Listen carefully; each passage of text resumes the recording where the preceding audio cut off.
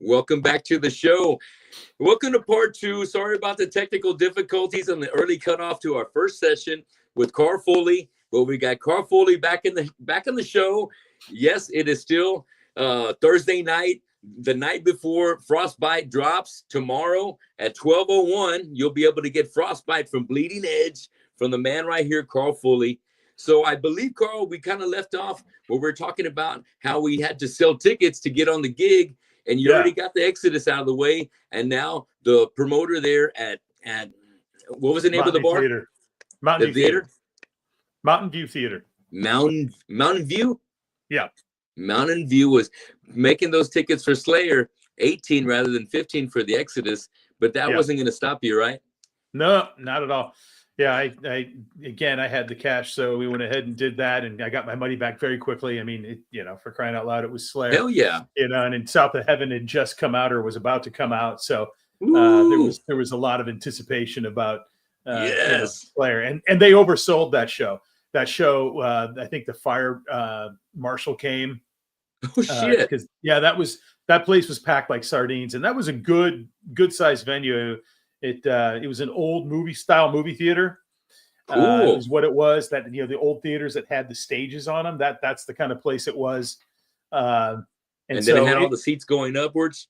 It had the seats kind of just going right up, and then they had the big balcony in the back. Yeah, and that kind of thing. So and like a pit area in the front. Yep, there was a pit area. It was cool. But I remember we had to set up, of course, in front of all of their gear and everything. Yeah. Because our drums had to go in front of their drums. We were kind of separated. So there was like myself and one guitar player on one side and guitar and bass on the other side, drums kind of in the middle. So yeah, that was very, very interesting scenario there, and it was hot as hell because we were also very close to the lights. The lights kind of came down, and we were near the lights. It was one of the hottest shows I've ever played. You were cooking right there. Yeah, but it was those kinds of things where it was cool in the beginning. You're excited, you're jazzed, you're doing your music. Then you get signed, and then it becomes like a job that you never get paid. There's never anything that you get out of it except for the cool part about being in a band and being in the scene was getting into shows for free. Yes, getting to know other people. All that stuff was fantastic. You get like some free merch here and there or whatever, but to never see anything really come of it. We sold a few records, but there's nothing to write home about. And then there were things like we tour and we're in Montreal, and we have a very good set in Montreal. I remember, and we were actually selling some shirts and stuff, and again we were selling those giving those demo tapes and the posters along with it, because I think at the time it was like we'd say $10 for a shirt, you get a demo and a poster too. We sold our stuff pretty inexpensive. That's a killer bundle. Oh yeah. And so we did really well, and people were like, "We can't find your album anywhere." And I was like, "What?" And I was told, "Oh, you should probably, when you get, call record stores and call distributors and tell them to get your album in there." I thought, well, what is the record company doing for us? You know what I mean? So it was just those kinds of things over time, where it was like, okay. And it got to the point where I was just like, I love doing music. It was great fun because I ended up doing, after Epidemic broke up, I did do the Killing Culture demos with Scott, and that ultimately led to them getting a record deal, which was cool. So I kind of felt like I was 2 for 2, and getting record deals, even though I told him, I'll happily sing on your record, but I'm not going on tour. I'm not doing that again. Been there, done that now. But if you want to go another route and get a different singer, totally get that too, which is what they ended up doing. But yeah, I at that point, I wanted to buy a house, I wanted to kind of set myself up a little bit. I didn't want to be that guy who's, like 40, and still doing the same crap he was doing when he was 20, have no money, no job, nothing going on. Yeah. So we ultimately, I kind of figured my thing out, and my wife and I moved out of the Bay up outside Sacramento, and we had our daughter, and things have been going really well. And, she's now an adult. So it was like, maybe I could play with this music thing again, and have some fun. Yes. I get the bug, man. I definitely know where you're coming from. Yeah. And I worried about it when I had my first kid. and I've got 2 kids, and I've got a grandson now. He's 5 years old. His name's Grayson. Right on. Is the best thing ever, dude. Just I wait, bet. Carl. If you're blessed enough to have a grandson or granddaughter, my daughter's you and your engaged. wife, woo. My daughter's engaged, so I expect, in the next couple of years, maybe that'll be a thing for us. So, that's we'll wonderful. See. Wonderful news from one grandparent to the next. And it sounds weird for me to say grandparent. You know what I mean? Fuck. Yeah. Fuck. Yeah, but you know what? You got to embrace it. You got to embrace it. Be grandpa or whatever, But these things were like all these women who become grandmothers. It's like, I don't want to be called grandma. It's like, yeah, but that's what you are. Right. Yes. You're a grandmother. Whatever cool name you like and go with that. So they make up all these weird names for themselves. Like, call me this weird name that nobody knows what the hell it is. That's right. I mean, you get some of them like, obviously you got abuela, you got your nana, things like that, like a friend of mine who was Dutch, he had his grandma and grandpa was like Oma and Opa, I mean, so everybody's got it, but it's like they're making up all these weird names, but I got to admit, I think it's mostly white chicks who do that. I don't know. Seems like they're the only ones with the problem.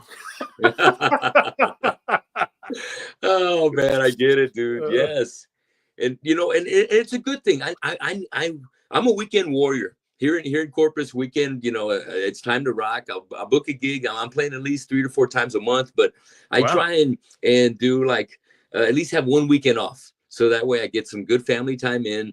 Absolutely. And in between, luckily, I work at the university here in town at the Texas A&M University. So it's a day job, Monday through Friday. I'm able to rehearse and do gigs on the weekends. So life is good, but there was a lot of struggle to get from A to B. And, just like you were mentioning, there's no money to be really made in this kind of thing. It's all out of love. And thing. You guys to be able to bring home a little bit at the end of the tour. And I understand how it's all band money. Is a big plus because you don't want to put anything out of your pocket because you eventually you're always putting something out of your pocket. Oh yeah, and yeah, it's absolutely. just tough when you got a relationship going on and then you have a kid and it's like I'm not getting no return for all this love and hard work I'm putting in, and so you got to do what you did and what I had to do and take care of business, and when the time's right, things will come around. And that's right. Yeah. Things have finally come around. And so let's get back to Bleeding Edge. Now, this is all your writing. You took care of all the writing. You just got some members to join in and help with the fun and do some leads, track the guitars, track the drums. But you had it all done there in the studio you're at, right?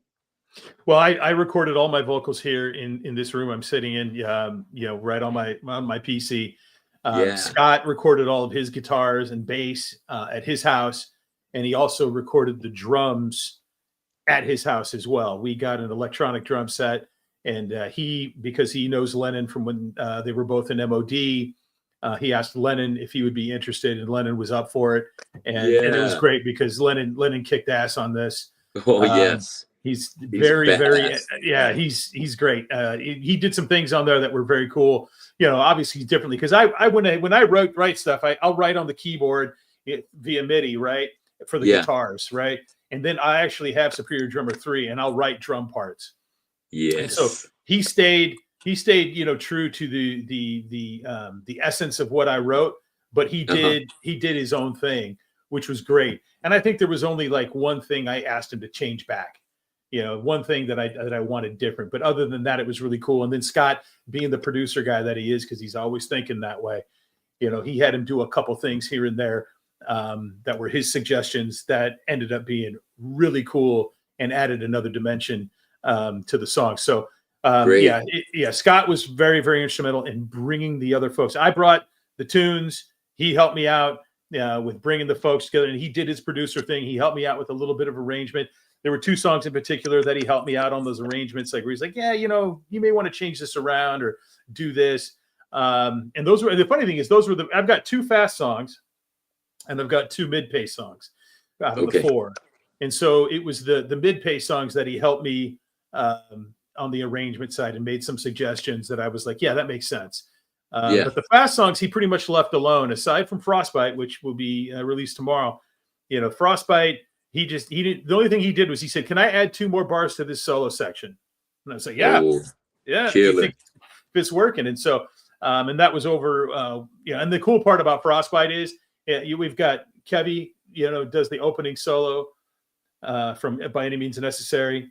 Yes. And then Costa from Hatriot, he Yes, does the Hatriot. second solo, and these are both over fast parts. And then in the midsection where it gets a little more, mid-paced groovy part of it, Scott and Kevy kind of trade off.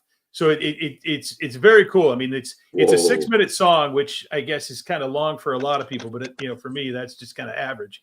But there's something happening throughout all of it. I mean, there's not much. I mean, there's like 2 small, like, mosh parts, but other than that, there's vocals and there's leads and things are happening on it. So Scott was very instrumental in bringing all those guys together. Very instrumental in getting Juan to help out on the mixing side. And the cool part is I got to finally meet Juan after years of hearing from Scott, about Juan, and of course all of the bands that have been through Juan's studio and all the people that he's worked with, and he's been super cool. Very cool to work with him. And all the guys like Kevy has been super cool. Lennon's super cool, and Costa was very cool. And Costa, I mean, and I didn't even get to meet Kevy and Lennon in person because they all just went to Scott's in Austin, and here I am in California doing my thing at my house. And then I got to meet Costa because he actually came down during the mix and laid down 2 solos for us, and that was awesome. I mean, that kid is I call him a kid. He's like in his mid to late 30s, something like that. Right, I get it. But I mean, he's good. He's real good. Ooh, he came in and he laid that stuff down without a problem. And I was super, super impressed with him. And he's super talented. So hey, I know why he wanted to be a part of this action, man. I can only imagine. Tell me about what are the song titles and what are they kind of about? Okay, so the CD, the way I've sequenced it out on the CD is the first song is called "Killing Mind."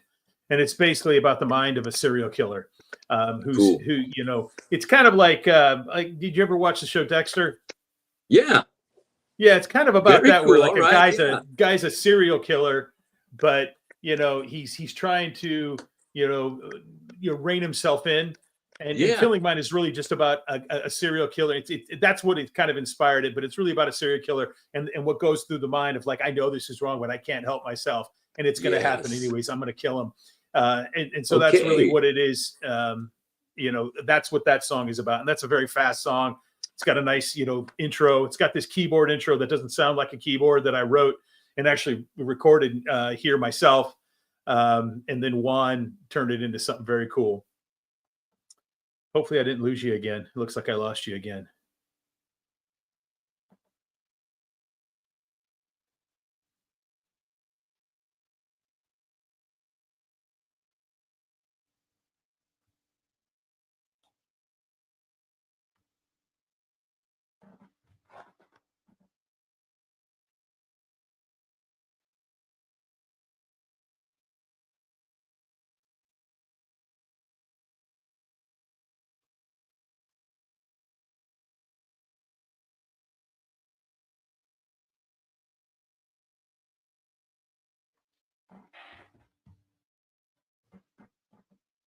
Yeah.